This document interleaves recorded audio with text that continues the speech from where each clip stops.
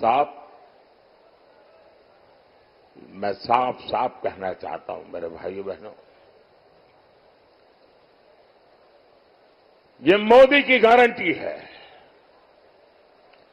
देश विदेश कहीं से भी जो भी ताकत इकट्ठी करनी है कर लो। मैं भी मैदान में हूं, तुम भी मैदान में हो।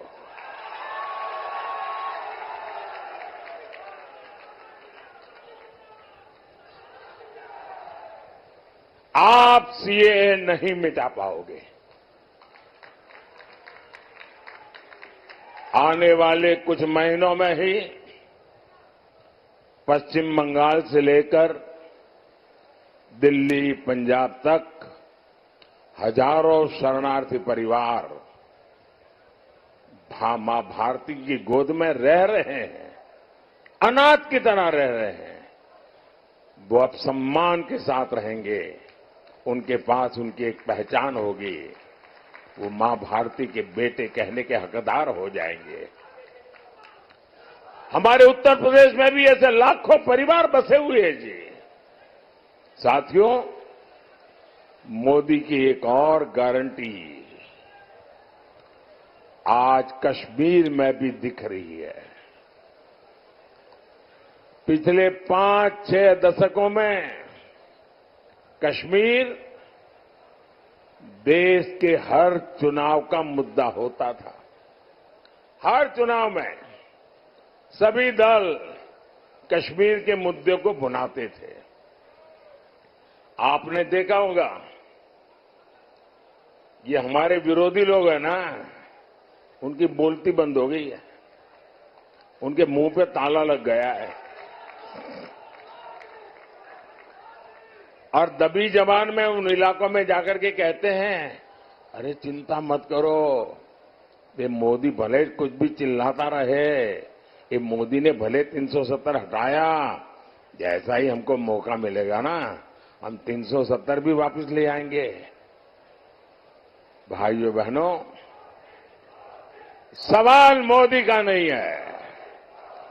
जिस प्रकार से श्रीनगर में ये चौथे चरण के समय मतदान हुआ, भैया आपका प्यार मेरे सर आंखों पर, मुझे जरा बोलने दीजिए।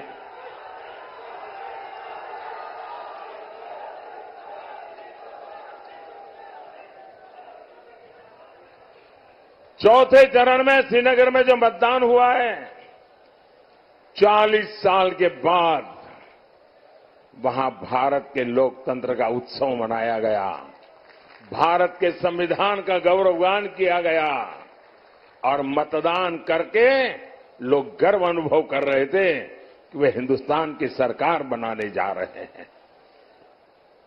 श्रीनगर के जीवन में बहुत बड़ा दिन था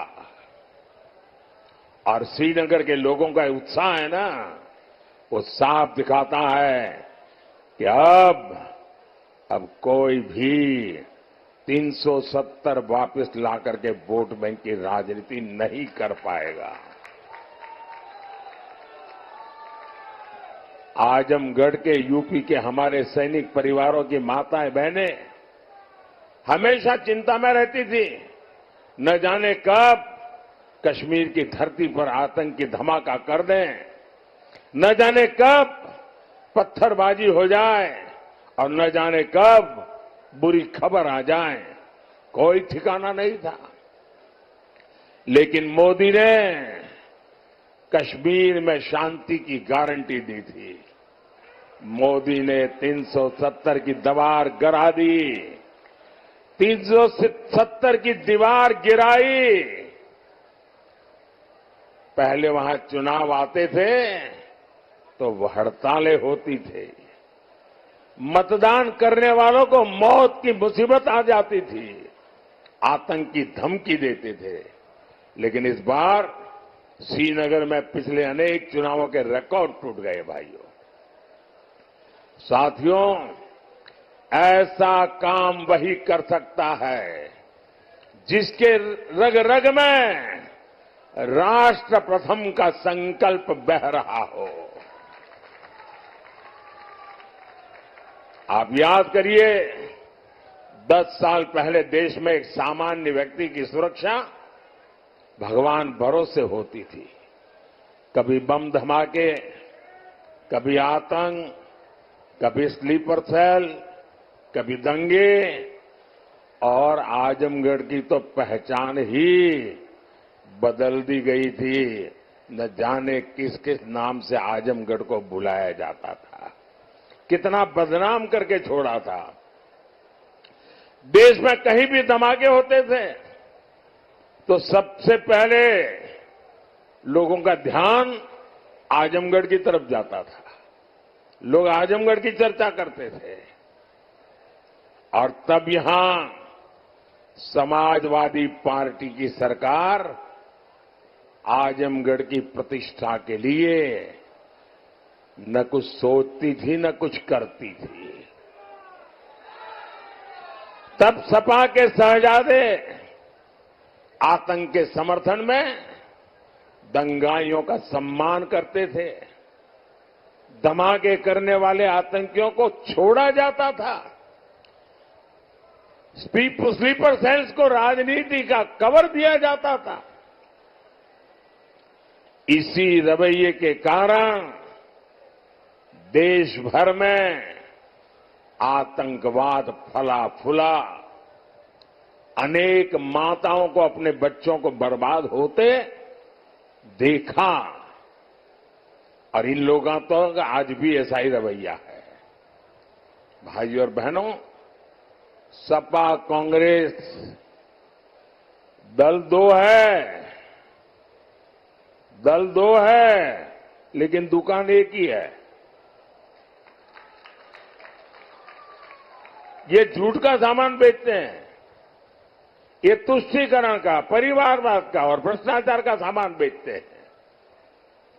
अब ये लोग तुष्टीकरण की ट्रिपल डोज लेकर आए हैं।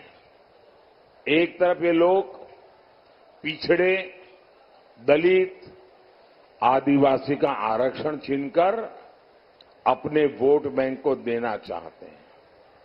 दूसरी तरफ ये इंडी गठबंधन वाले आपकी संपत्ति का आधा हिस्सा छीनकर उसको भी अपने वोट बैंक को देना चाहते हैं, और साथ ही ये लोग देश के बजट को भी बांटना चाहते हैं। बजट का 15% भी अब वह सीधा का सीधा माइनॉरिटी के नाम पर ही अलॉट करना चाहते हैं। मैं आप सबको कहना चाहता हूं, देश की एकता के लिए, देश में सच्चे अर्थ में संविधान का सम्मान करने के लिए, देश में सच्चे अर्थ में बाबा साहब आंबेडकर की भावनाओं को जीने के लिए हमें ये भागला करो राज करने वालों से चौकन्ने रहने की जरूरत है। देश को आज सबसे ज्यादा एकता की जरूरत है। 70 साल तक उन्होंने हिंदू मुसलमान करते रहे। आओ एक बनकर के चले, दुनिया में देश का नाम रोशन कर करके रहे।